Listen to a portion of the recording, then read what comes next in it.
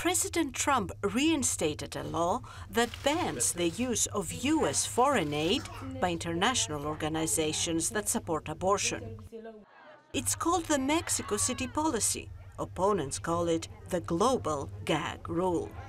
This policy dates back to 1984, when then-President Ronald Reagan initiated it at a population conference in Mexico City. It is reinstated whenever a Republican president is in power and is rescinded when a Democrat assumes office. The guiding principle for our policy really needs to be rooted in the respect for the most important fundamental human right of all, and that's the right to life. This policy change was expected when a Republican administration took over. What was not expected was expanding the scope of the rule by President Trump. We expanded it to include about $9.5 billion worth of U.S. funding on global health. So that includes HIV funding, maternal and child health, nutrition, prevention of childhood diseases.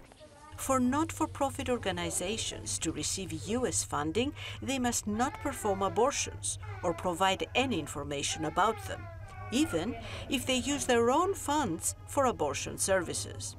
Opponents say this will have a chilling effect on women's health.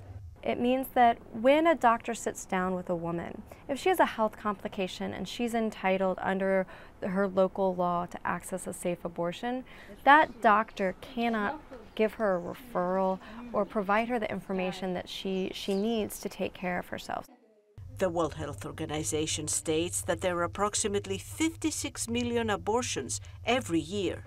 More than half take place in developing countries. Trump's global gag rule will have a direct and devastating effect on women in Kenya and in sub-Saharan Africa in several ways. This will lead to more unwanted pregnancies. It will lead to more unsafe abortion, increased death of women and young women, and even increased number of newborn deaths. Other countries have started their own initiatives to counter the impact of the U.S. policy. The Dutch have created the She Decides initiative, and in Britain there is a conference coming up called Family Planning 2020 that will try to bring together donor and recipient countries. Leoudaki, VOA News, Washington.